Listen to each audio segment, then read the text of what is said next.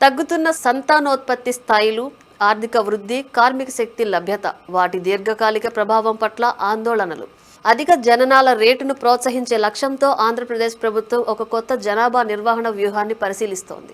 ఇది ఒక కీలకమైన విధాన మార్పు. పిల్లలే సంపద అనే పేరుతో నూతన కార్యక్రమం కింద జనాభా సమతుల్యతను కాపాడే విస్తృత ప్రయత్నంలో భాగంగా కుటుంబాలు ఎక్కువ మంది పిల్లలను కనేలా ప్రోత్సహించడానికి ప్రభుత్వం ప్రణాళిక రచిస్తోంది. మార్చి 5న రాష్ట్ర శాసనసభలో ప్రవేశపెట్టిన జనాభా నిర్వహణ విధానం ముసాయిదా ఆధారంగా ఈ చర్య రూపొందించబడింది. రాష్ట్ర వ్యాప్తంగా ఈ కార్యక్రమాన్ని అమలులోకి తీసుకురావడానికి ముందు ప్రభుత్వం ప్రస్తుతం దీనిపై విస్తృత స్థాయి సంప్రదింపులను జరుపుతోంది. ప్రాథమిక ప్రతిపాదనల ప్రకారం పెద్ద కుటుంబాలను ఎంచుకునే కుటుంబాలకు ఆర్థిక ప్రోత్సాహకాలు అందించబడవచ్చు. ఇందులో 3వ బిడ్డకు 30,000, 4వ బిడ్డకు 40,000 ఇస్తామని ఇప్పటికే చంద్రబాబు నాయుడు ప్రకటించారు. చిన్న కుటుంబాలను ప్రోత్సహించిన గత కుటుంబ నియంత్రణ ప్రచారాల నుండి ఈ విధానం ఒక విభిన్న మార్గాన్ని సూచిస్తుంది.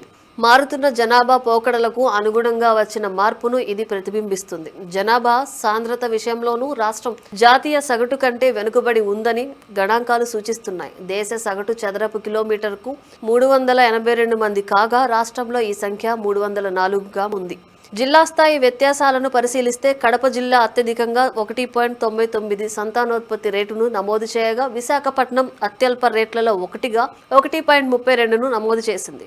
దీర్ఘకాలిక జనాభా అసమతుల్యతను నివారించడానికి ముందస్తు జోక్యం అవసరమని ప్రభుత్వం భావిస్తోంది.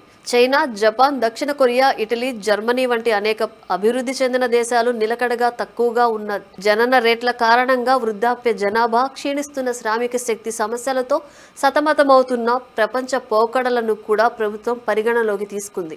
ఆంధ్రప్రదేశ్తో సహా దక్షిణ రాష్ట్రాల్లో జననాల రేటు క్రమంగా తగ్గడానికి చిన్న కుటుంబాలను ప్రోత్సహించే ప్రచారాలతో సహా దశాబ్దాలుగా అమలు చేసిన కుటుంబ నియంత్రణ చర్యలు దోహదపడ్డాయని నిపుణులు పేర్కొంటున్నారు. ఈ విధానాలు జనాభా పెరుగుదలను నియంత్రించడంలో ప్రభావవంతంగా ఉన్నప్పటికీ వృద్ధాప్య జనాభాకు సంబంధించిన కొత్త సవాళ్లకు ఇవి ఇప్పుడు కారణమవుతున్నాయని భావిస్తున్నారు.